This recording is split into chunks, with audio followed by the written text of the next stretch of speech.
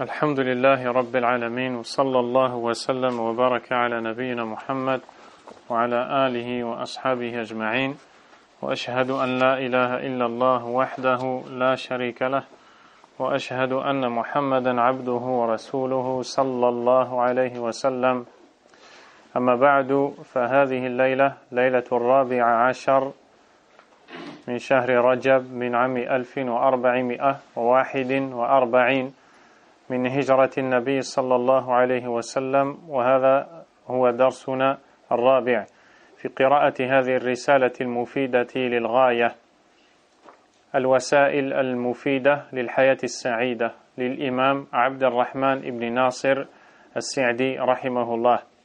Nous sommes le 7 mars 2020 réunis pour le 4e cours de l'étude de cet écrit intitulé Les moyens utiles pour une vie heureuse, écrit par l'éminent savant Abd al-Rahman, fils de Nasir al-Sa'di, qu'Allah subhanahu wa ta'ala lui fasse miséricorde.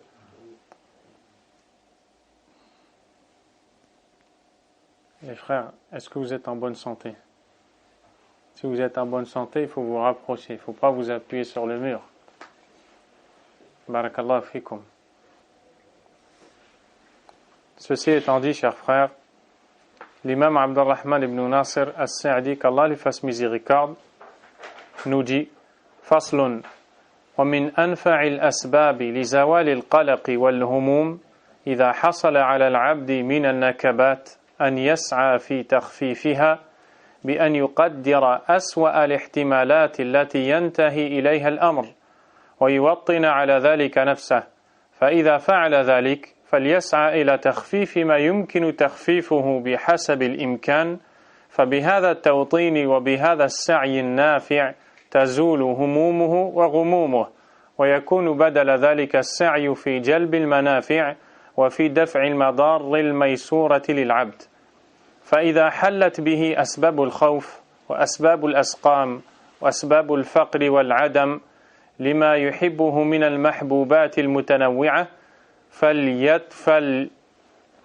فليتلقى ذلك بطمأنينة وتوطين للنفس عليها، بل على أشد ما يمكن منها، فإن توطين النفس على احتمال المكاره يهونها ويزيل شدتها، وخصوصا إذا أشغل نفسه بمدافعتها بحسب مقدوره، فيجتمع في حقه توطين النفس مع السعي النافع الذي يشغل عن الاهتمام بالمصائب ويجاهد نفسه على تجديد قوته المقاومة للمكاره مع اعتماده في ذلك على الله وحسن الثقة به.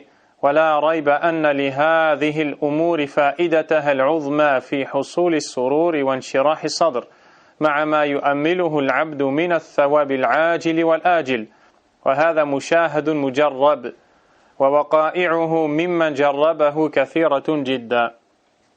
Dans cette partie de son ouvrage, l'auteur rahimahullah nous donne encore une autre cause aidant à la dissipation de ses préoccupations, ses soucis qui viennent souiller la pureté de l'intérieur de la personne, à tel point que cette dernière est instable, désemparée, gênée. Elle ne peut donc pas goûter à la quiétude, au repos ou à l'apaisement. Il nous explique ici que parmi les causes les plus utiles pour dissiper les soucis, les préoccupations, les inquiétudes quand elles arrivent à l'homme, ce dernier doit faire en sorte constamment d'amoindrir, d'alléger ces difficultés. De quelle façon? Avant même d'entrer dans la façon qu'il cite, lorsqu'une difficulté est rencontrée par la personne, elle doit l'amoindrir, elle doit la réduire, elle doit l'alléger. Il nous explique comment y arriver. Il nous dit, et ceci se fait quand la personne rencontrant un souci ou une difficulté se met à l'esprit l'éventualité la plus difficile, c'est-à-dire la personne est face à un problème, il peut lui arriver quelque chose à cause de ce problème. le croyant se dit, je dois me préparer à la pire des éventualités. Une fois qu'il se prépare à la pire des éventualités, il s'attend à la pire des choses. Il se dit, il peut m'arriver la pire des choses. Une fois qu'il s'imagine cela, il dresse son âme et sa personne et il s'entraîne à affronter la chose la plus difficile. De telle sorte que si au final, ce qu'il rencontre comme difficulté n'est pas la pire des choses, eh bien lui, il était prêt à la pire des choses. Ça sera donc facile pour lui à supporter celle qui finalement n'est pas la pire des choses. Avez-vous compris? À l'image d'une personne qui s'entraîne parce qu'elle va faire face à un ennemi redoutable. Elle s'imagine qu'il est extrêmement fort. Puisqu'elle s'imagine qu'il est extrêmement fort, elle se prépare et elle met tous les moyens afin de faire face à cet ennemi, n'est-ce pas? Une fois qu'elle fait face à cet ennemi, elle se rend compte qu'il n'était pas aussi fort que cela. Étant donné qu'elle s'était préparée à plus fort que lui, elle va le vaincre. Les soucis dans la vie sont tes ennemis, car ils t'empêchent de te rapprocher d'Allah, subhanahu wa ta'ala, ils t'empêchent de goûter à la quiétude, au repos, ils t'empêchent de te concentrer dans la prière. Alors tu dois, en rencontrant une situation difficile, t'imaginer la pire des situations et t'y préparer. Puis une fois que tu t'y prépares, tu t'investis afin d'alléger au maximum cette difficulté, autant que tu peux. Si tu agis ainsi, le souci se transforme, il disparaît, il laisse place à la quiétude. L'inquiétude disparaît, la quiétude prend sa place, et ainsi de suite. Pourquoi? Parce qu'au final, tu te retrouves à passer ton temps dans ce qui t'est utile. Car toi, tu veux amoindrir le mal, augmenter le bien. Tu es donc occupé à chasser ce qui est mauvais et à attirer à ta personne ce qui est bon. Et ça te dissipe tes soucis.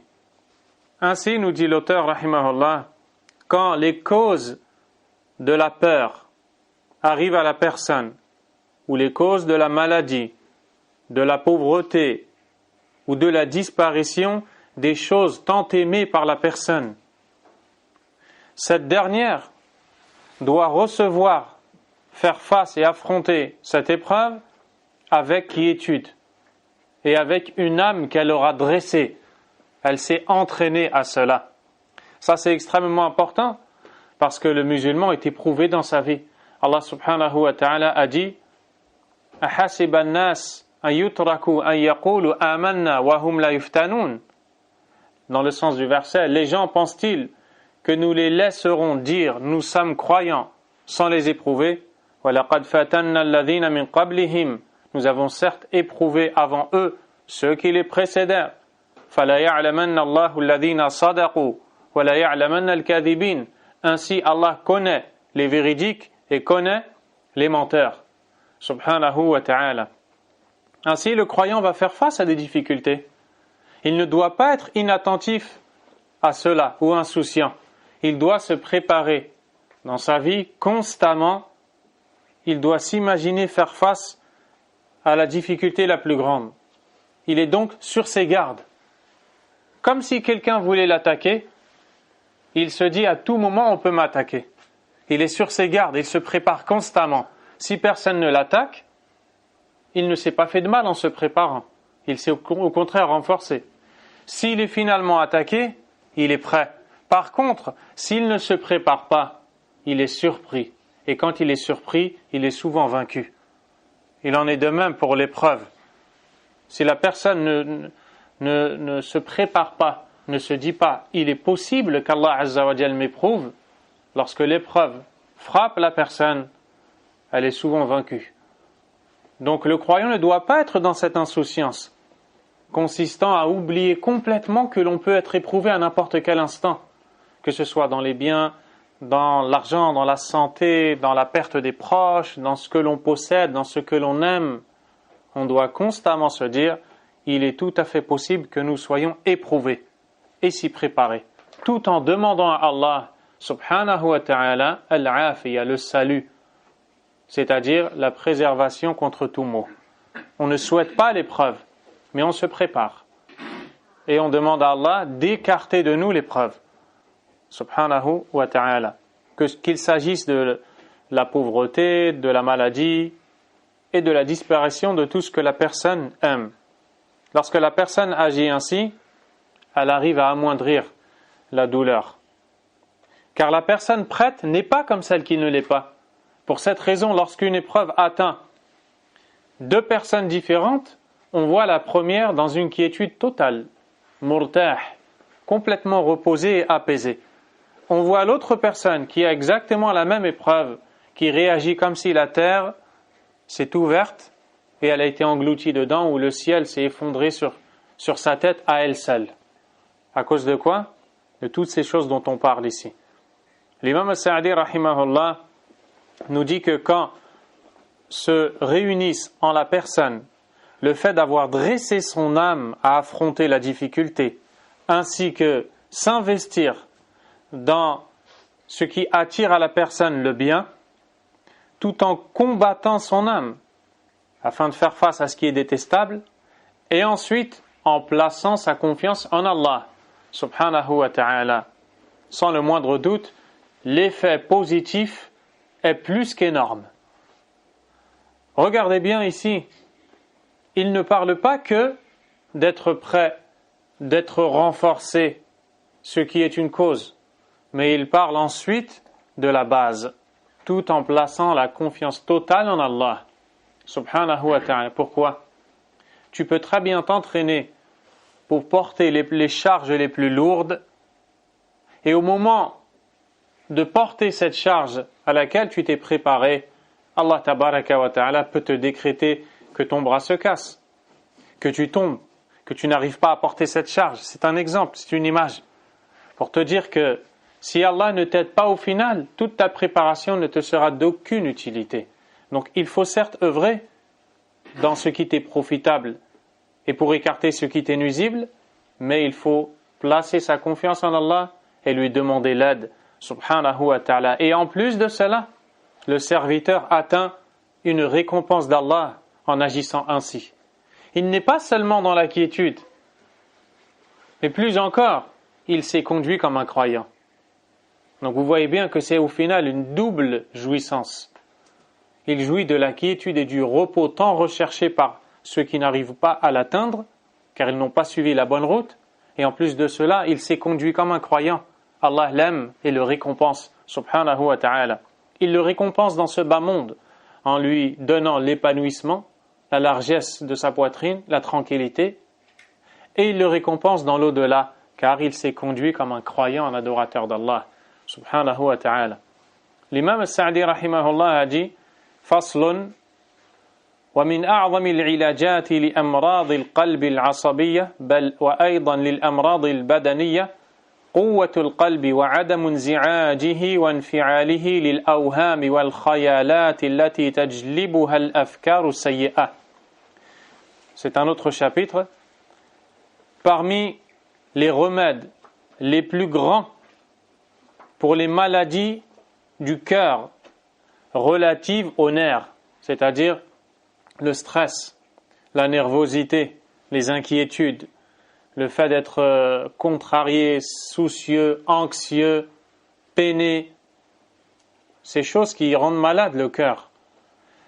Il nous dit, et même pour les maladies du corps, parmi les plus grands remèdes pour combattre ces maladies, la force du cœur, de faire en sorte que ce cœur ne se laisse pas déranger ou exciter ou déstabiliser par les imaginations dues aux mauvaises pensées. Souvent la personne, son souci commence par une mauvaise pensée. Et puis quand elle a cette mauvaise pensée, si elle ne la combat pas, elle s'imagine des choses. Il va peut-être m'arriver telle chose. Je vais peut-être rencontrer une très grande difficulté. On va me faire du mal. je vais manquer telle chose, rater telle autre chose, il va m'arriver telle chose. À cause de ces pensées, la personne est dérangée, elle est perturbée, elle est instable, elle est inquiète, elle n'est pas tranquille. Et ces imaginations sont dues aux mauvaises pensées. Et dans la joie des cœurs ou dans l'épanouissement de la poitrine, il y a une chose qui est extrêmement importante, qui a été citée par l'imam Ibn al-Qayyim rahimahullah dans son ouvrage intitulé Tariq al-Hijratayn wa Bab al-Sa'adatayn, la voie des deux émigrations et la porte des deux joies. Les deux émigrations, il s'agit de l'émigration vers Allah subhanahu wa ta'ala et l'émigration vers le prophète sallallahu alayhi wa sallam. Dans cet ouvrage, il traite d'un point important que l'on appelle hirasatul khawatir, la surveillance des pensées. Et nous explique que c'est extrêmement important de surveiller ce à quoi tu penses. Pourquoi ? Parce que c'est souvent, presque tout le temps, à cause de ce à quoi tu as pensé, que tu as fini par désobéir à Allah, subhanahu wa ta'ala, par laisser les inquiétudes, les soucis, les peines, angoisses s'emparer de ton cœur pour te déranger au final et ne pas te laisser vivre tranquillement. Il faut donc surveiller nos pensées, surveiller, parce que ce sont ces pensées qui amènent ensuite des imaginations. Il va m'arriver ça, je vais avoir ça, alors qu'il s'agit de l'avenir qui nous est inconnu au final. On finit donc par perdre du temps au sujet de quelque chose dont on n'est pas sûr du tout et que seul Allah connaît, subhanahu wa ta'ala.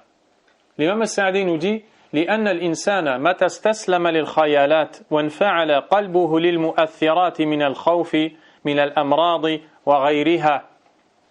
Et là, ce qu'il dit va avoir un lien avec ce qui se passe en ce moment, cette maladie qui se répand. L'imam al-Sa'di nous dit, car si l'homme se soumet à ses imaginations, il peut m'arriver telle chose, il peut ceci, cela. Si l'homme se soumet, il soumet son esprit à cela, et si son cœur se laisse affecter par la crainte de tomber malade et autres, comme c'est le cas en ce moment, avec le virus qui sévit et qui se répand rapidement. Ça peut être le souci de beaucoup de monde. C'est le souci de beaucoup de monde. Dans l'islam, comment remédier à ce souci ? Ne pas se soumettre à des imaginations. Si je touche tel mur, il va m'arriver telle maladie. Si je passe devant telle personne alors qu'elle était dans telle ville, peut-être que ce ne sont que des imaginations. Ce ne sont que des imaginations, il n'y a rien de sûr dans cela. Mais ce qu'il faut, c'est placer ta confiance en Allah, subhanahu wa ta'ala, et suivre la sunna du prophète sallallahu alayhi wa sallam. Car dans la sunna, il y a un bien immense. Peut-être qu'on en parlera plus en détail, incha'Allah. L'auteur a dit وَمِنَ الْغَضَبِ وَالتَّشْوِيشِ مِنَ الْأَسْبَابِ الْمُؤْلِمَةِ وَمِنْ تَوَقُّعِ حُدُوثِ الْمَكَارِهِ وَزَوَالِ الْمَحَابِ. Si le cœur se laisse ainsi emporter par les imaginations et se laisse être affecté par la peur de tomber malade, par ces choses qui sont douloureuses tout simplement, ou par l'idée de perdre quelque chose que l'on aime, أوقعه ذلك في الهموم والغموم والأمراض القلبية والبدنية. Cela fera tomber l'homme dans les soucis, dans les préoccupations et les maladies du cœur et du corps. Parce que le cœur va avec le corps. Pour cette raison, tu vois la personne qui a beaucoup de stress attraper telle et telle maladie physique. Le cœur va avec le corps. Le cœur a besoin d'être tranquille. De la même manière, tu vois des gens touchés d'une maladie physique et qui pourtant se sentent bien parce qu'ils sont à l'aise, parce qu'ils sont dans la quiétude, parce qu'ils sont murtahoun, ils sont apaisés, ils sont reposés par Allah subhanahu wa ta'ala. Peut-être même que la maladie physique finit par ne pas rester dans ce corps. Parce que le cœur est qawi, parce que le cœur est fort. L'imam Sa'di dit وَلِنْهِيَارِ الْعَصَبِي الذي له آثاره السيئة التي قد شاهد الناس مضارها الكثيرة. Et donc tout cela fait tomber dans le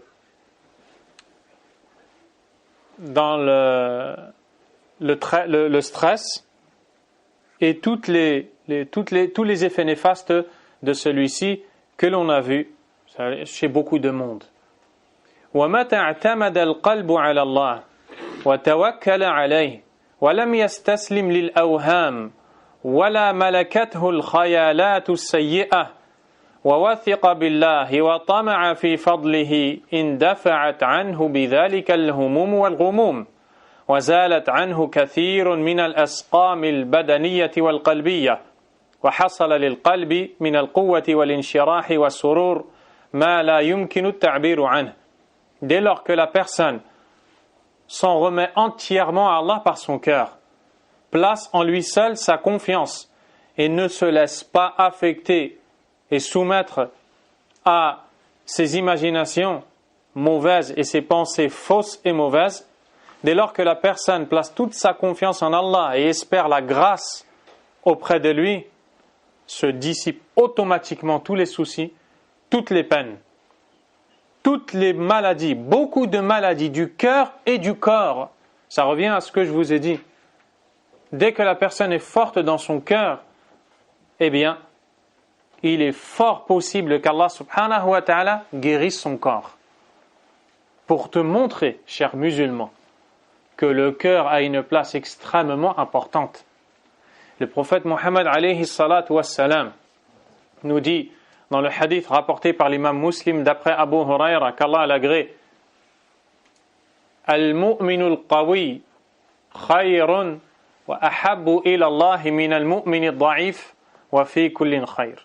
Le croyant fort est meilleur et plus aimé d'Allah que le croyant faible, bien que les deux aient du bien en eux.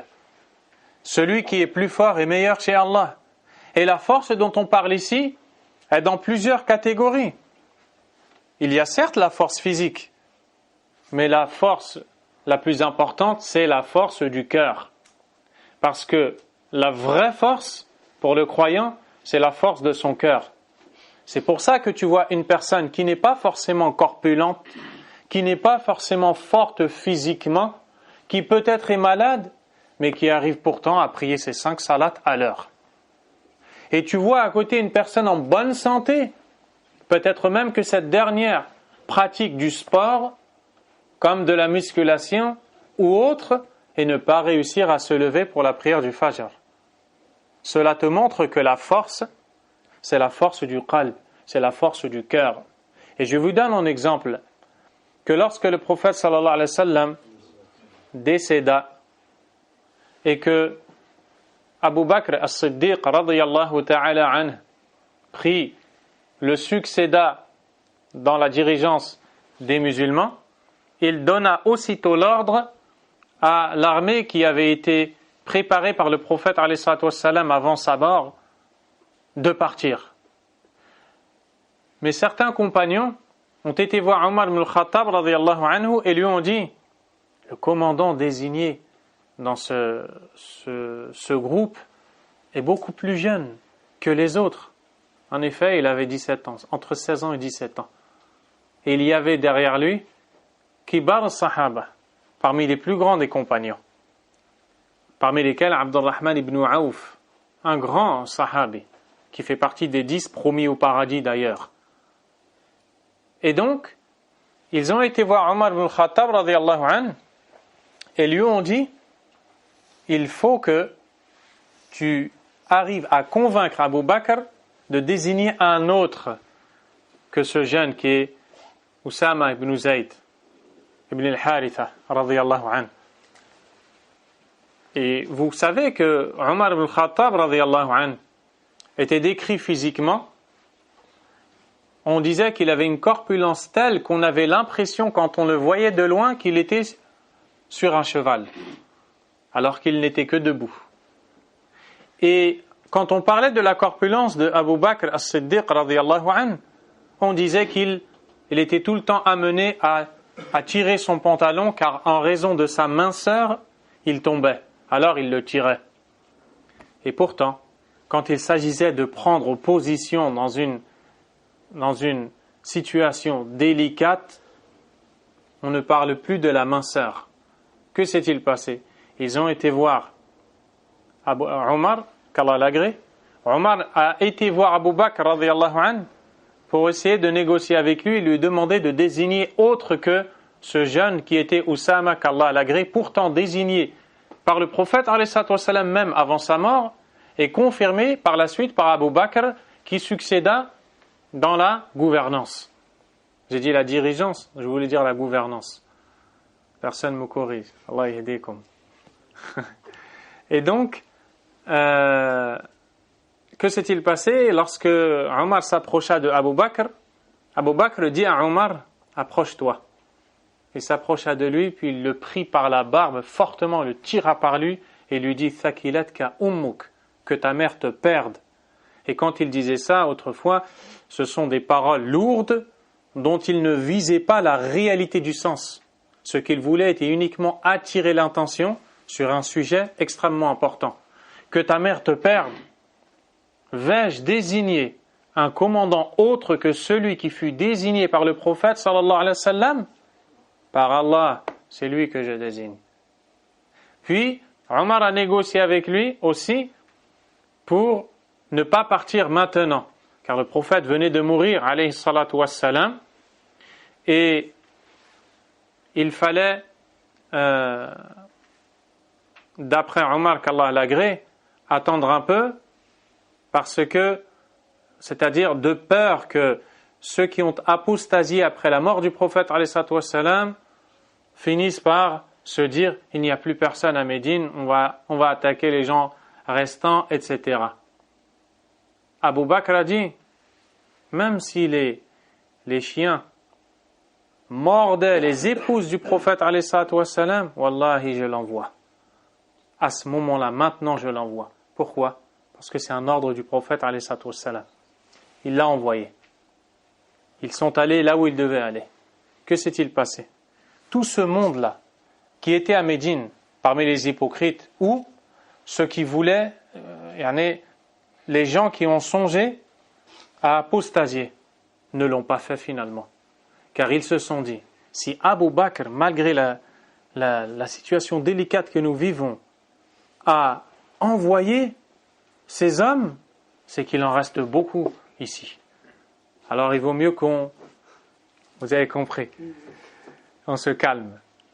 Et subhanallah, Oussama est allé, le but a été atteint, ils sont revenus avec ce qu'ils devaient revenir.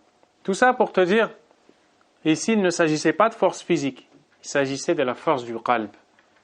Et donc quand le cœur est fort, vous pouvez un peu retrouver cela, notamment dans Al-Bidayatu al-Nihaya. Le début et la fin, c'est un livre d'histoire écrit par l'imam Ibn Kathir, qu'Allah l'agrée. Et donc, cela nous montre que la force du cœur agit sur le corps. Et quand le cœur est fort, eh bien, la personne, bi'idhnillah, par Allah subhanahu wa ta'ala, reste inébranlable. Et le bonheur que vit la personne, on ne peut même pas l'exprimer, nous dit l'imam al-Sa'di rahimahullah.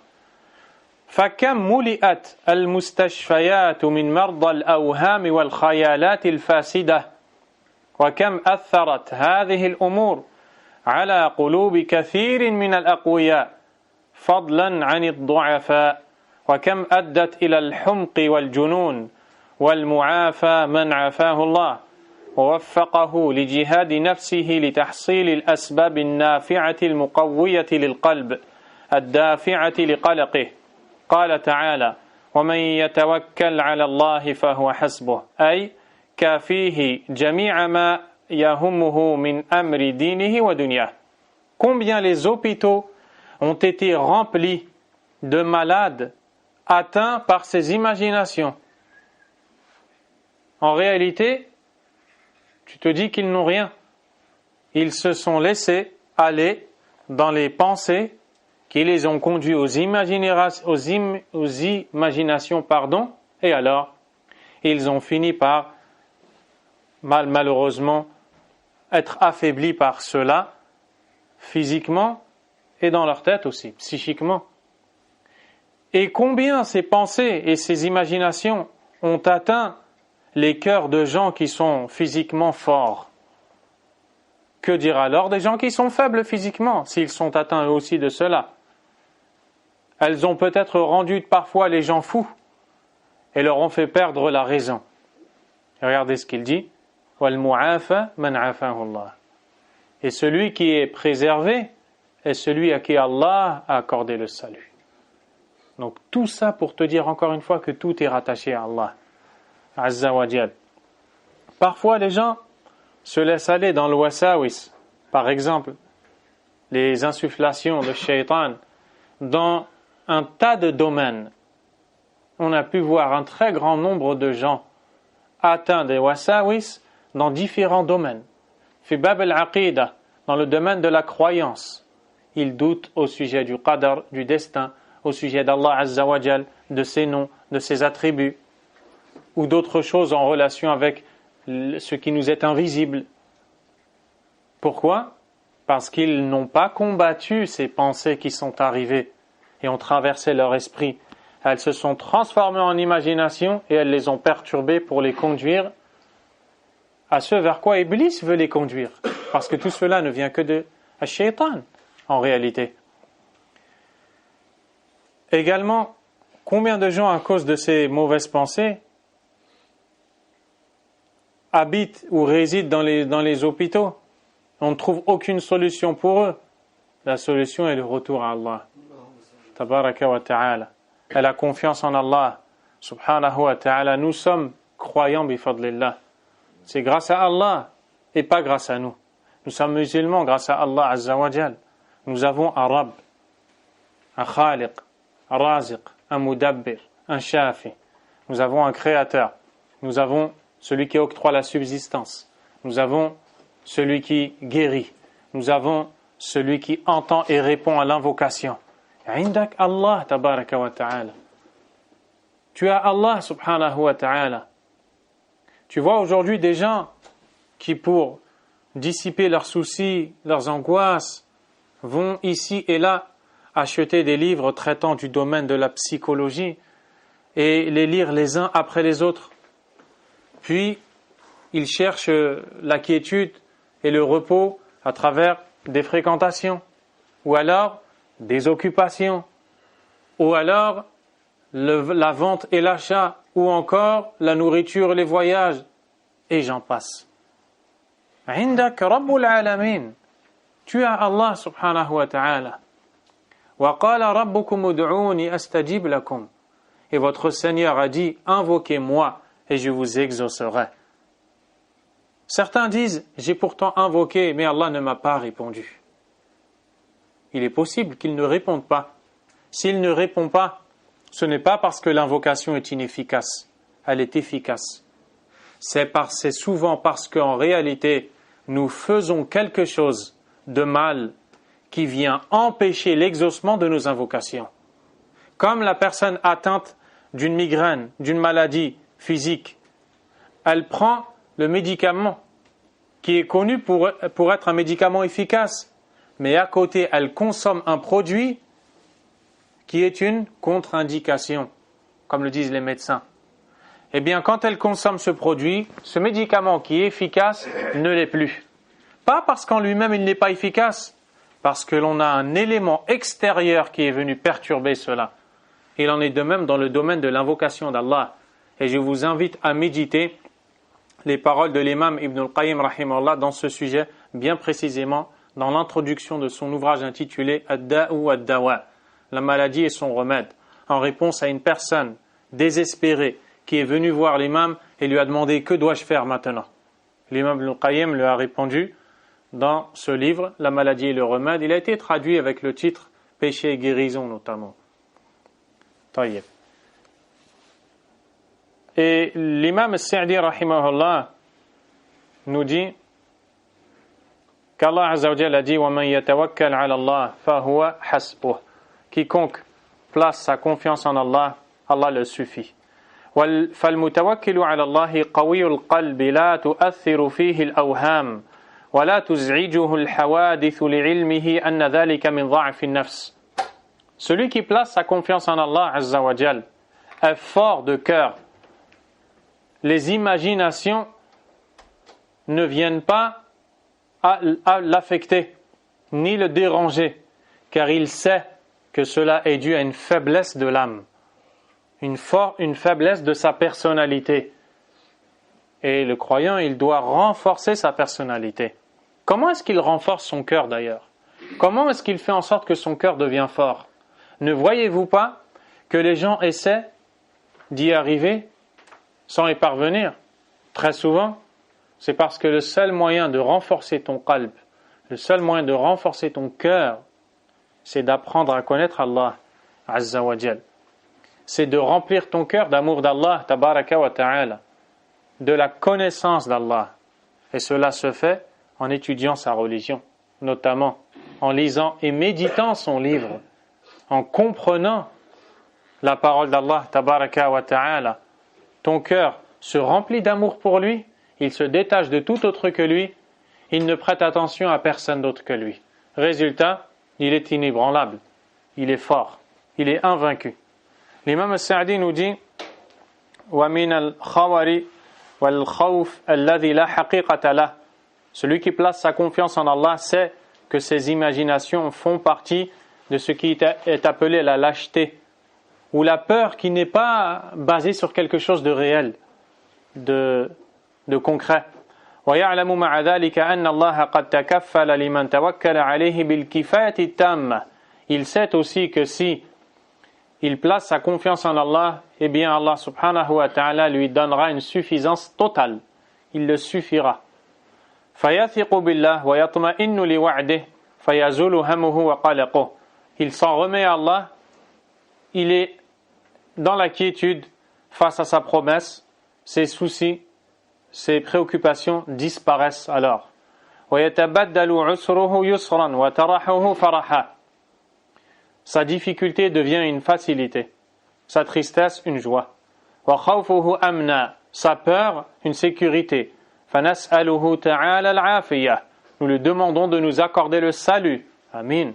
وأن يتفضل علينا بقوة القلب وثباته بالتوكل الكامل الذي تكفل الله لأهله بكل خير ودفع كل مكروه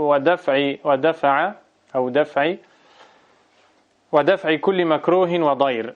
Nous lui demandons donc de nous honorer par la force des cœurs et la fermeté dans la confiance en lui, celle qui amène tout bien et repousse tout mal. Il dit ensuite فصل وفي قول النبي صلى الله عليه وسلم لا يفرك مؤمن مؤمنة إن كره منها خلقا رضي منها خلقا آخر فائدتان عظيمتان. Autre partie de l'ouvrage concernant la parole du prophète sallallahu alayhi wa sallam. Qu'un croyant ne déteste pas une croyante. S'il déteste en elle un comportement, il sera satisfait en elle d'un autre. Ce récit, bien qu'il parle ici de la relation conjugale de l'homme avec son épouse, dans son sens, est tout à fait applicable dans toute relation entre deux personnes.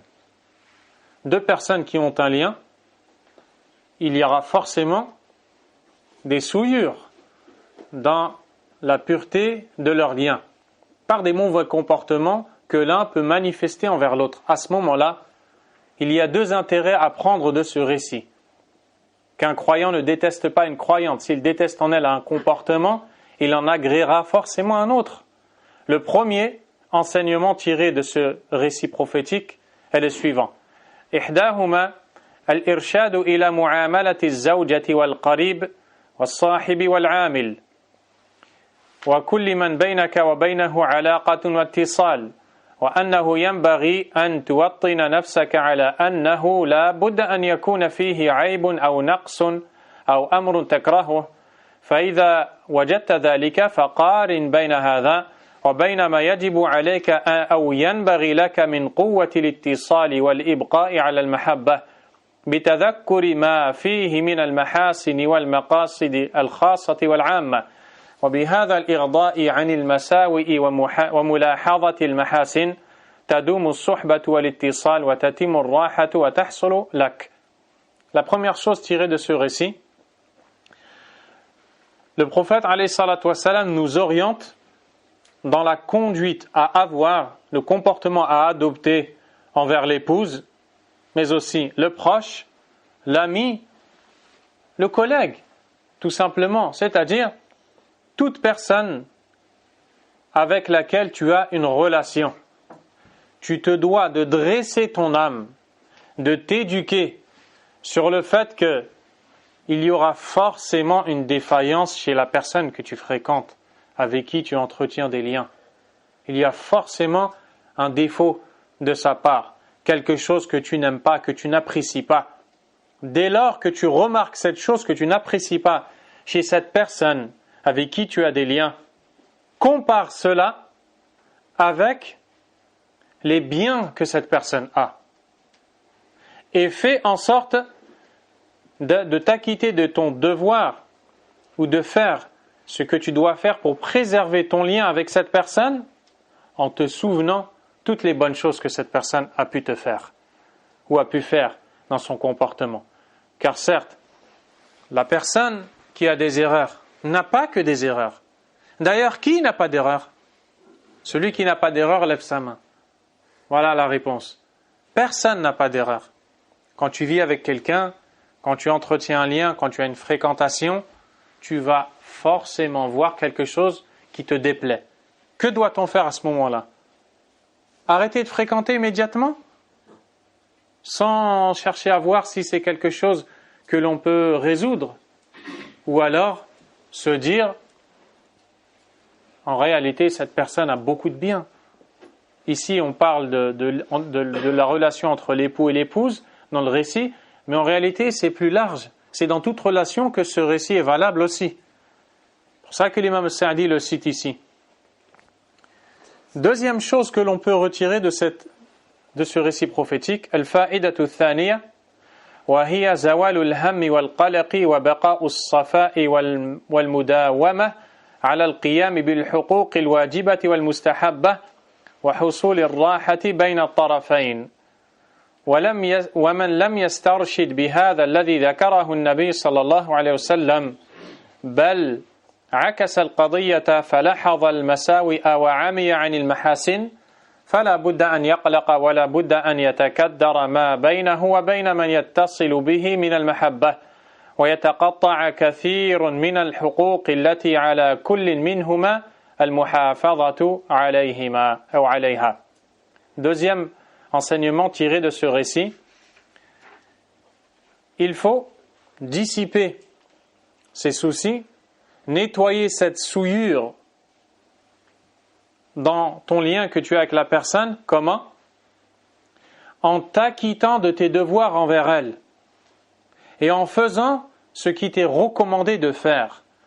Quand tu as un lien avec quelqu'un, très souvent les époux, mais en réalité toute autre personne.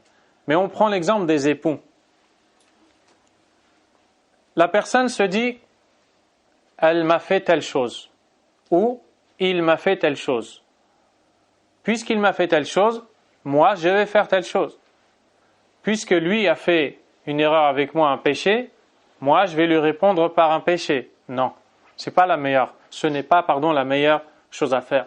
Ce qu'il faut faire, c'est répondre avec un bien, pas avec une désobéissance. Abu ad-Darda ou Abu Dhar, j'hésite entre les deux, radiyallahu anhuma, a dit cette parole. Innaka lan taghliba ahadan asa Allah fika bi'a'zama min an tuti'a Allah fihi. Tu ne parviendras pas à vaincre quelqu'un qui a désobéi à Allah dans sa conduite envers toi par quelque chose de meilleur qu'obéir à Allah dans ta conduite envers lui. Allahu Akbar. Kalam salaf, kalam mubarak. Les paroles des salaf, ce sont des paroles, je ne peux même pas dire en or. L'or n'a aucune valeur devant la kalam de ceux qui ont été éduqués par le prophète alayhi salatu wassalam. tu ne parviendras pas à vaincre quelqu'un ayant désobéi à Allah dans son comportement envers toi avec quelque chose de meilleur que obéir à Allah dans ton comportement vers lui. Allahu Akbar. Et donc tout cela, c'est basé sur tous ces enseignements. Il y a des personnes qui ne prennent pas ces enseignements-là.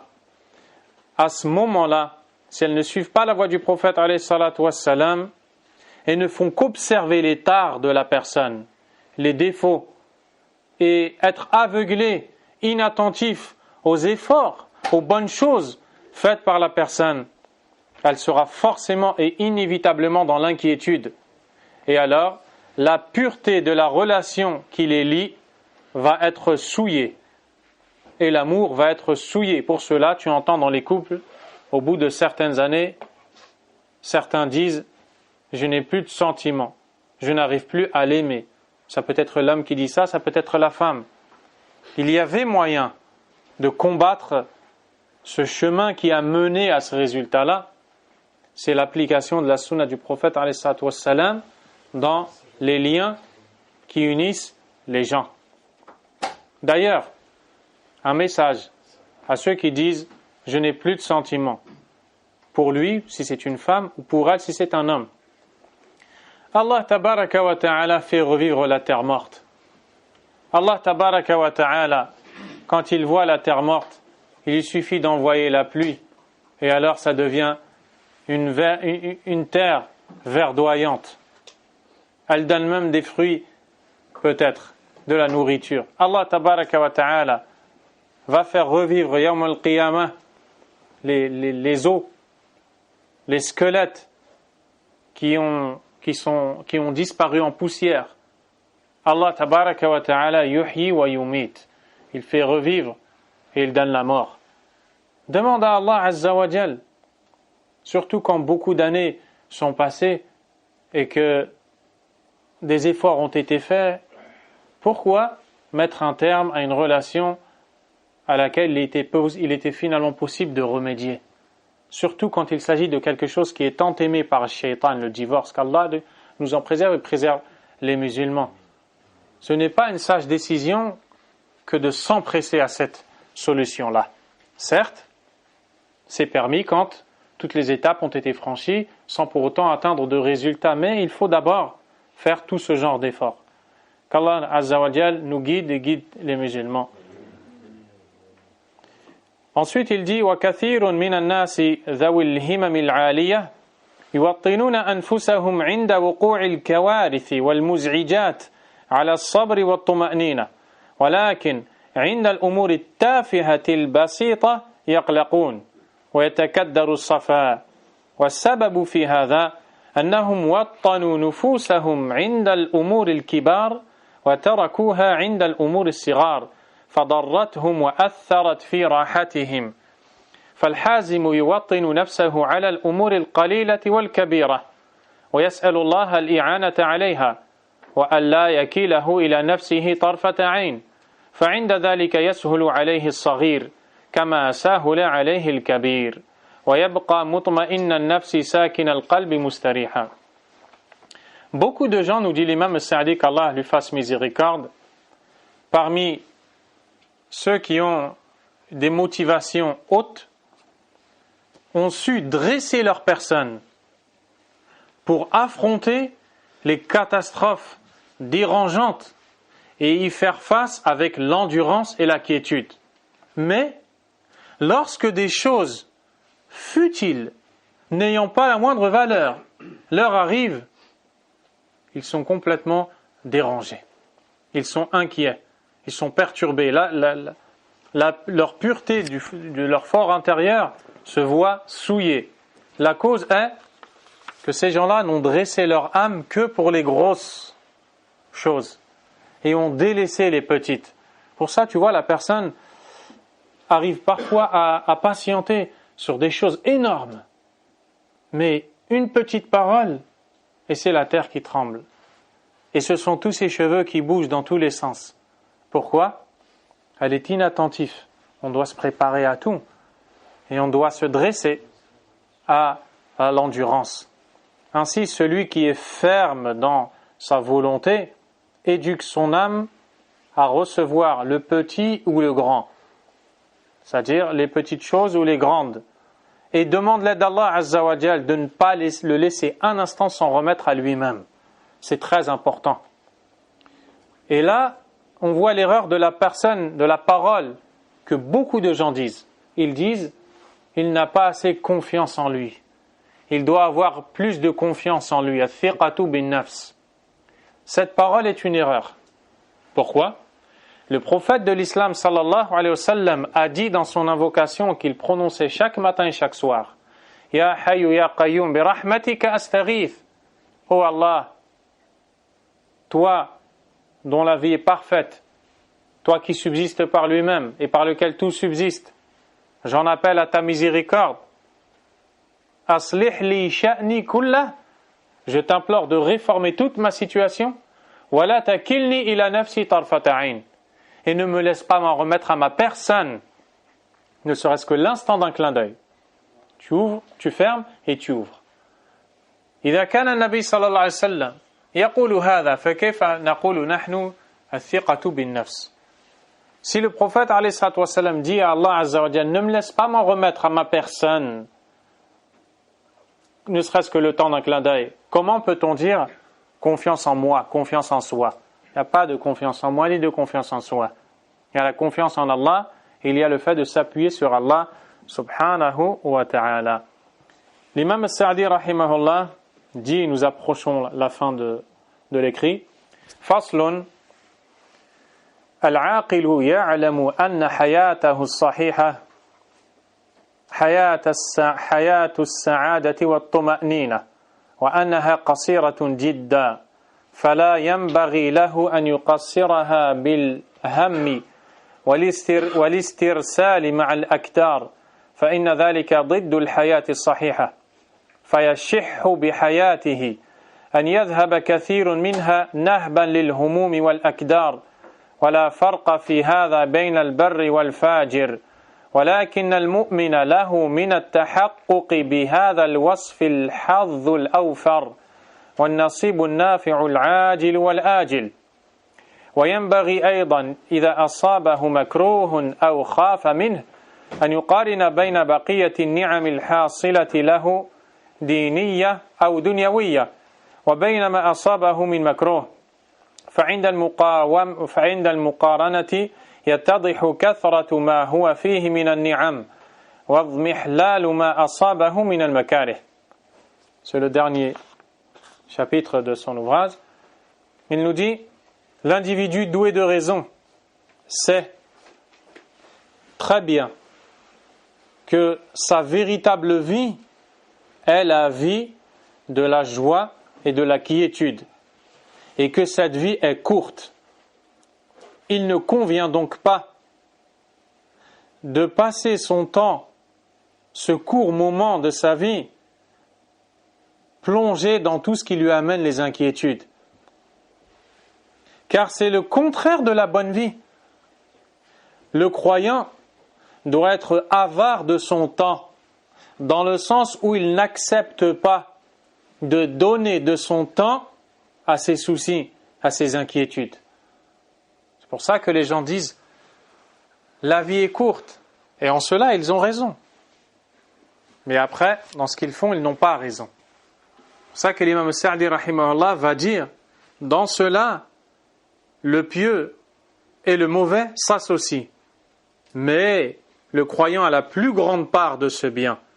Pourquoi ? Parce que lui, il agit en fonction de sa foi. La vie est courte. Ton temps est court, ta journée est courte.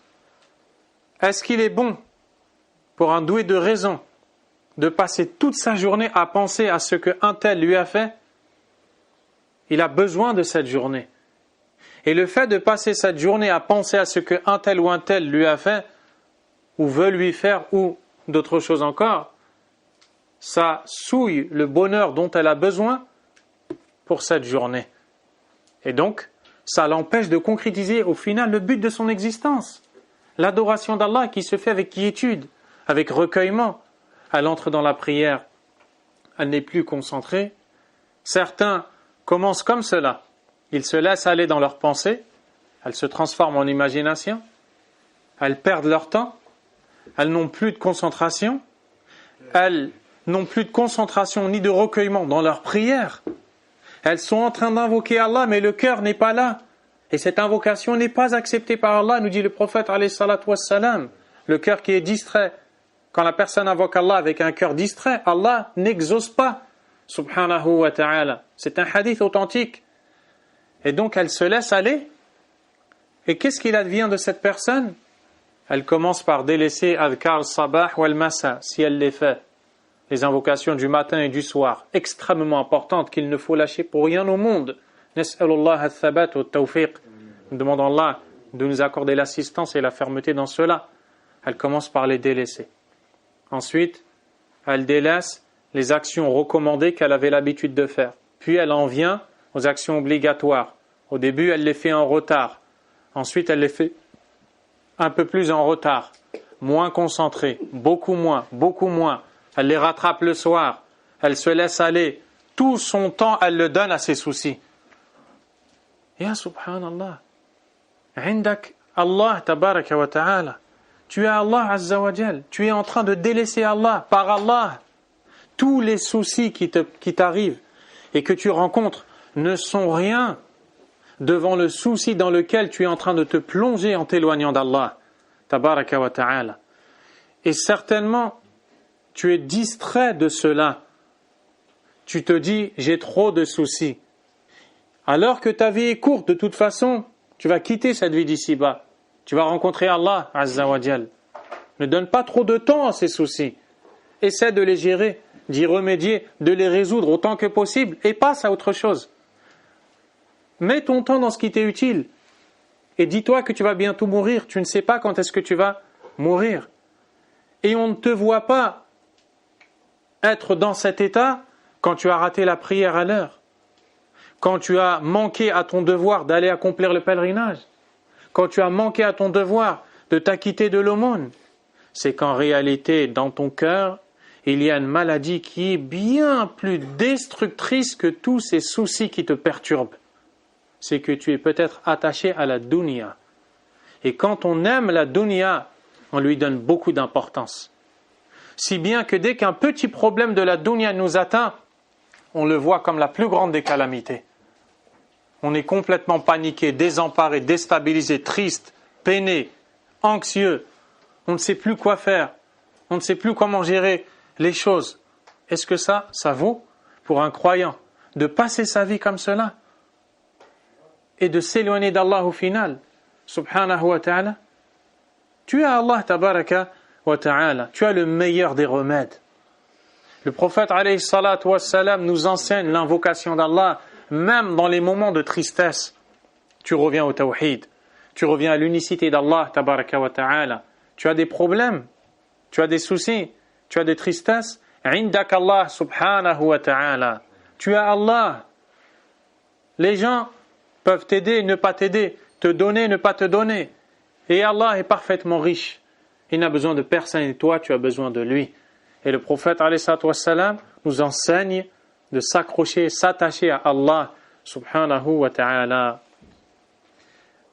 Il convient également, nous dit l'imam rahimahullah, lorsque la personne est atteinte de quelque chose qui la déplaît, quelque chose qu'elle redoute, quelque chose qui est douloureux pour elle, qui est difficile à affronter, de faire la comparaison entre le bien qu'elle n'a pas eu ou le mal qu'il a atteint et tout le khair qu'Allah lui a donné. Allah tabaraka wa ta'ala ne t'a pas donné une santé totale. Regarde tout le bien qu'il t'a donné à côté.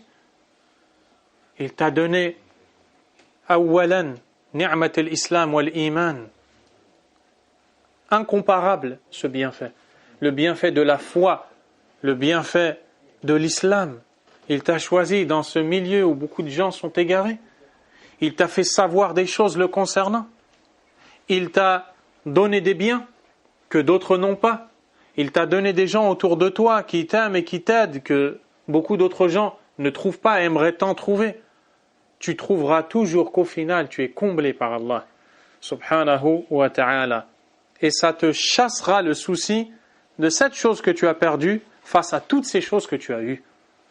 Il nous dit ensuite وَكَذَلِكَ يُقَارِنُ بين ما يخافه من حدوث ضرر عليه وبين الاحتمالات الكثيرة في السلامة منها فلا يدع الاحتمال الضعيف يغلب الاحتمالات الكثيرة القوية وبذلك يزول همه وهمه ويقدر أعظم ما يكون من الاحتمالات التي يمكن أن تصيبه فيوطن نفسه لحدوثها إن حدثت ويسعى في دفع ما لم يقع منها وفي دفع ما وقع أو تخفيفه. Il nous dit aussi que le serviteur, dans ces situations douloureuses, doit faire face entre doit faire la comparaison entre le mal qui l'atteint et toutes les éventualités possibles pour faire face à ce dernier, pour le chasser.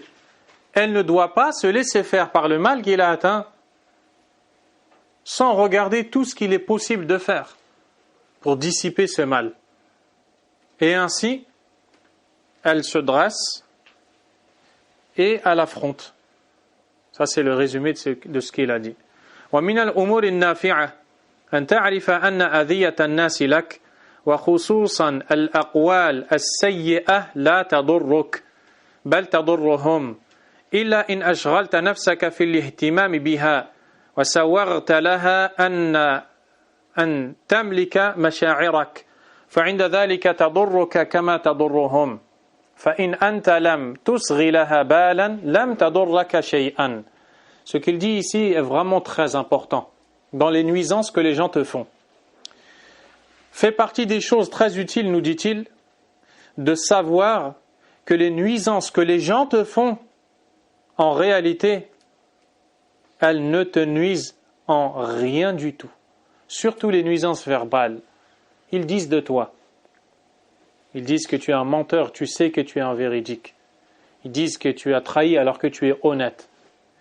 Ils disent que tu es mauvais alors que tu ne l'es pas. Le fait de parler, de te dénigrer, parler en mal sur toi. Comme la personne qui s'attache à sa religion, elle tient son din parce qu'elle sait que c'est pour Allah Azza wa Jal. Elle sait que ce qu'elle fait a été cité par Allah Tabaraka wa Ta'ala dans le Coran et par le prophète alayhi salatu wassalam dans la sunna. Puis on dit d'elle, il est arriéré, il n'a rien compris, il n'est pas comme tout le monde. Et pourquoi est-ce qu'il n'est pas comme nous? Pourquoi est-ce qu'il n'est pas ceci, cela? À ce moment-là, comment la personne doit réagir? Eh bien, elle doit savoir que ces paroles, en réalité, ne font que nuire à ces gens-là. Al-Hassan al-Basri, rahimahullah, a entendu que quelqu'un a parlé sur lui. Vous savez ce qu'il a fait? Il a pris un plateau de dattes et il est parti l'offrir à la personne. La personne lui dit, pourquoi tu me fais ça? Il a dit, je te remercie parce que tu m'as offert tes hasanat yawm al-qiyamah. Allahu Akbar. Allahu Akbar. Parce que quand tu fais de l'injustice à quelqu'un, ça se règle yawm al-qiyamah par les hasanat. Tu lui donnes tes hasanat, qu'Allah nous en préserve. Ya Rabb, Allahumma arhamna wa ighfir lana. Donc, regardez comment il a réagi. Il n'a pas été déstabilisé. Aujourd'hui, il y a des gens, il y a deux catégories de personnes dont je veux vous parler. C'est extrêmement important. La personne qui subit les nuisances et sa façon de réagir. La personne qui réagit mal. Mais tu n'as pas entendu ce qu'il a dit. Mais tu n'es pas au courant de ce qu'elle a dit. Elle a dit telle chose, il m'a dit telle chose. Et tu vois qu'elle est vraiment, vraiment déstabilisée. Elle n'arrive plus à dormir, elle n'est plus concentrée, elle n'est plus recueillie, elle n'est plus stable. Mais subhanallah, elle ne te nuit en rien. Elle ne te nuit en rien, elle ne te fait rien. Sa parole, elle ne te change rien de ta vie. Elle ne te change rien de ta santé. Elle ne te change rien de ton rizq, ta subsistance. Elle ne te change rien de quand est-ce que tu vas mourir. Elle ne te change rien du tout. C'est comme ça que tu dois le voir. Tu ne dois pas accorder d'importance à ces paroles-là. On a parlé sur ton prophète, alayhi salatu wassalam. Le prophète a fait un partage, alayhi salatu wassalam, entre les sahaba. Un homme est venu et a dit, Inna hadhi al-qisma, ma urida biha wajhullah. Allahu akbar. Ce partage-là n'a pas été fait pour Allah. De qui il parle? Du prophète, alayhi salatu wassalam. Son visage est devenu tout rouge. Il s'est arrêté là. Et il a dit, Rahimallahu akhi Moussa. Qu'Allah fasse miséricorde à mon frère Moussa. Il a été éprouvé par bien plus que cela et il a patienté. Quand tu réagis comme ça, même si sur le moment, sur l'instant, ça peut te faire quelque chose, cette chose-là, elle ne reste pas plus longtemps que ça. Elle disparaît, tu es murtah. Et c'est lui, après, qui va être mal. C'est cette personne-là qui va être mal. La deuxième catégorie de personnes, c'est les personnes qui font les radios. La radio, elle entend, qu'est-ce qu'elle fait? Elle propage. La personne, qu'est-ce qu'elle fait? Elle entend quelque chose. Au lieu de dire ittaqillah, la taqul hadha al-kalam, crains Allah, ne dis pas ces paroles. Même si ce sont des vraies paroles. Pourquoi est-ce que tu dis cela? Aimerais-tu être, toi, concerné? Aimerais-tu que des gens soient en train de parler de toi de cette façon à ce moment-là? Non. Pourquoi tu le fais avec autre? Donc elle ne fait pas ça. Et qu'est-ce qu'elle fait? Elle va aussitôt voir la personne et elle dit, Subhanallah, j'ai entendu telle personne qui a dit telle chose sur toi, c'est inadmissible, non, il ne faut pas te laisser faire, il faut. Anta shaytan fil ard. Tu es un shaytan dans la terre d'Allah, subhanahu wa ta'ala. Et donc, Muhammad ibn Ibrahim al-Sheikh, le cheikh du cheikh Abdul Aziz ibn Baz, rahimahullah ta'ala, un homme vient le voir et lui dit, Ya cheikh, Fulan, qala fika kada wa kada.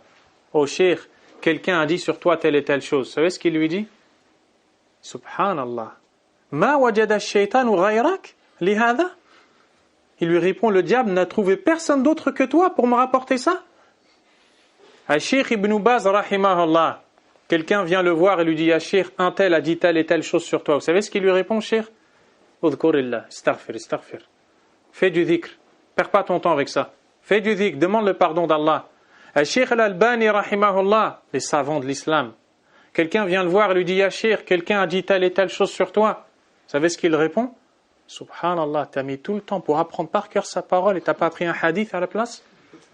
Al-Sheikh Muhammad Aman al-Jami, rahimahullah ta'ala, quelqu'un vient le voir et lui dit, Ya Sheikh, qalu fika kada wa kada, ils ont dit sur toi telle et telle chose. Sheikh lui dit, Bashirhum anni usamihuhum jami'an. Annonce-lui la bonne nouvelle que je les excuse tous. J'ai peur d'être le jour dernier la cause de l'entrée en enfer de quelqu'un si je ne lui pardonne pas. Regardez, ça c'est l'inshirah sadr. Ça c'est l'épanouissement total. C'est la quiétude. C'est la quiétude totale. On arrive à la fin. C'est la quiétude totale.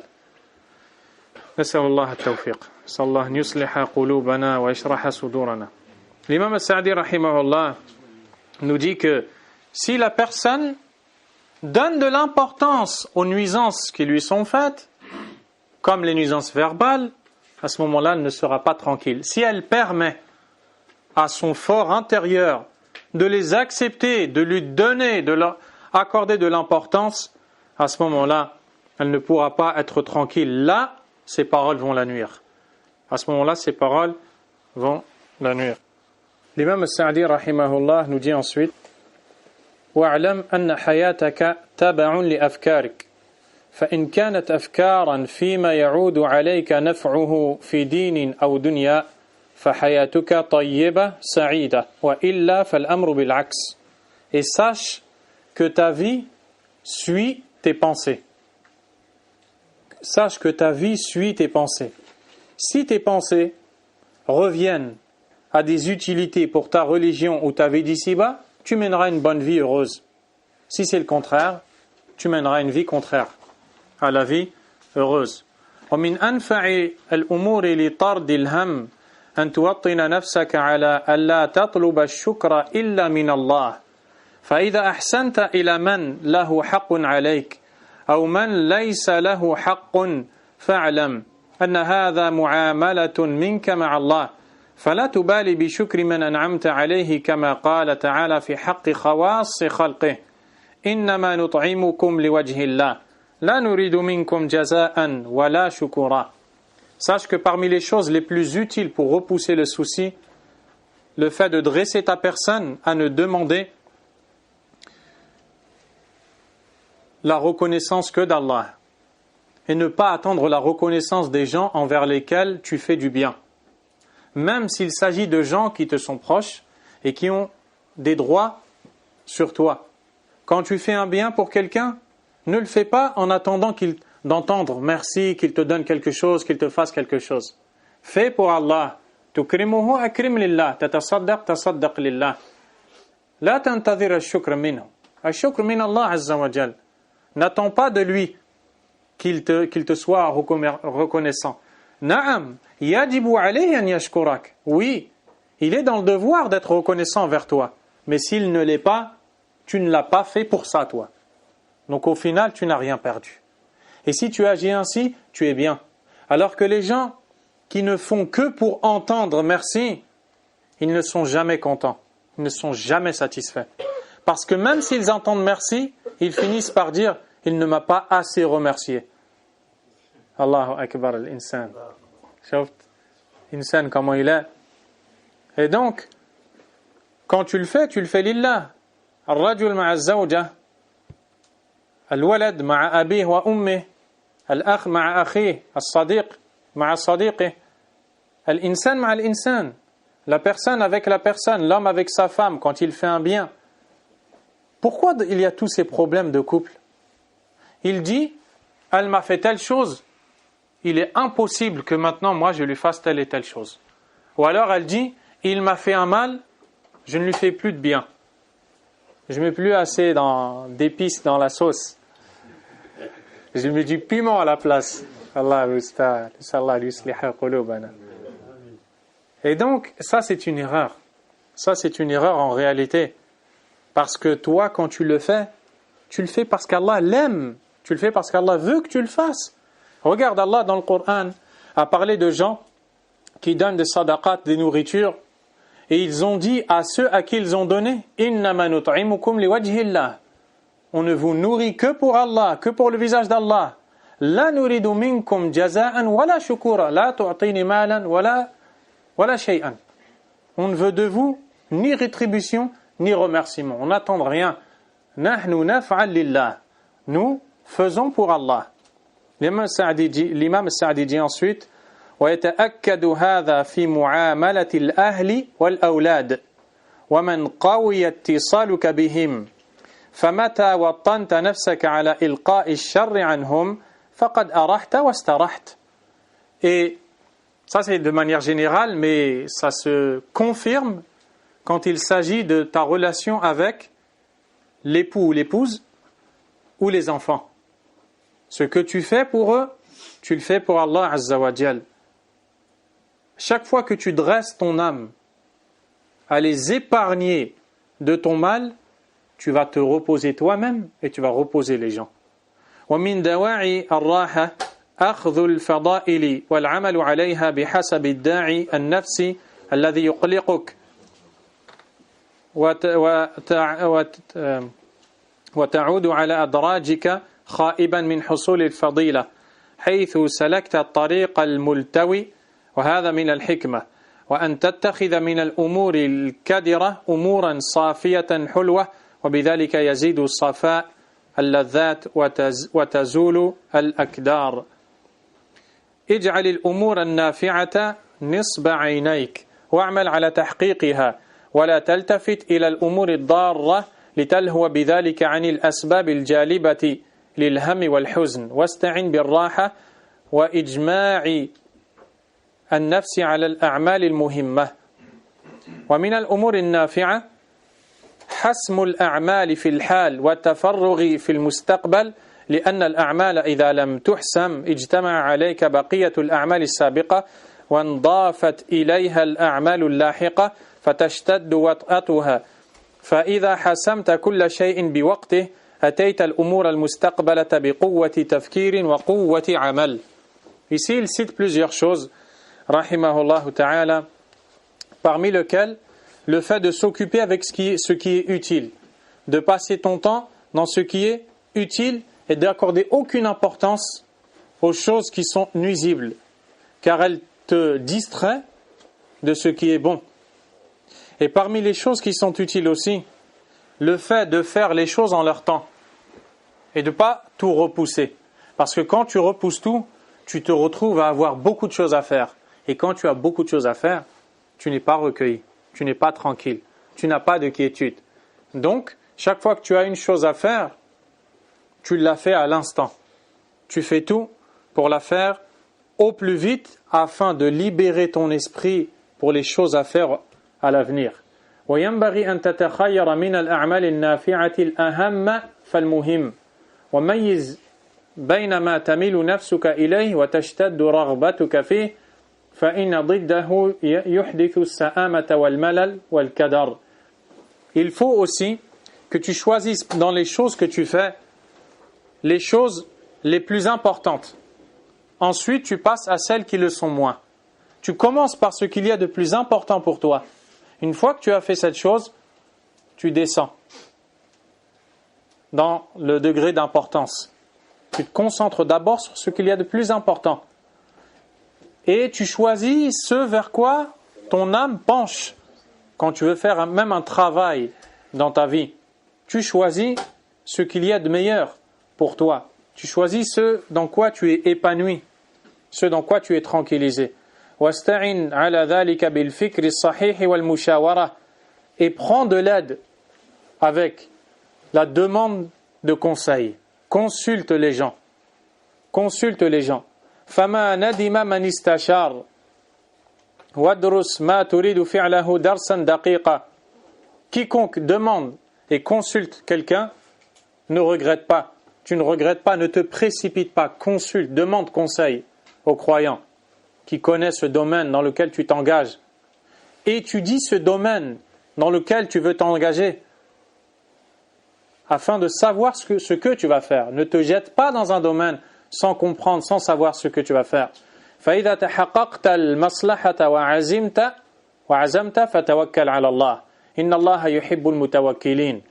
Et si alors tu es sûr de l'intérêt de cette chose et que tu prends décision, place ta confiance en Allah. Allah aime les gens qui placent en lui leur confiance.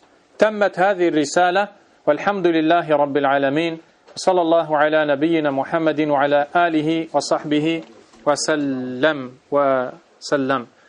رحم الله الشيخ عبد الرحمن بن ناصر السعدي رحمة واسعة. Qu'Allah fasse miséricorde au Cheikh, l'auteur de cet ouvrage bénéfique. الحقيقة هذه الرسالة ينبغي لكل مسلم أن يقرأها وأن يقرأها يتمعن ويتفهمها ويقرأها على أهله وأولاده وأصحابه. Il convient à tout musulman de lire cet écrit de l'imam Sa'di, de le lire, de le méditer, de l'offrir, de le lire en famille, de le lire à sa femme, à son épouse, à ses enfants, de le lire, de se le prêter, de se l'offrir. Parce que, comme l'ont dit certains étudiants de l'imam Sa'di, هذا الكتاب يصح أن يسمى مستشفى الأمراض النفسية. Ce livre-là, il est correct de le surnommer comment? L'hôpital psychiatrique. Je ne sais pas si c'est comme ça. Naam, l'hôpital psychiatrique. Tu veux te soigner? كل شيء موجود هنا. Tu veux te soigner, tout est là. قال الله قال الرسول عليه الصلاة والسلام. اقرأ هذا ترى ذلك بإذن الله تبارك وتعالى. جزاكم الله خيرا. والله أعلم وصلى الله وسلم وبارك على نبينا محمد وآله وصحبه أجمعين. سبحانك اللهم وبحمدك أشهد أن لا إله إلا أنت أستغفرك وأتوب إليك.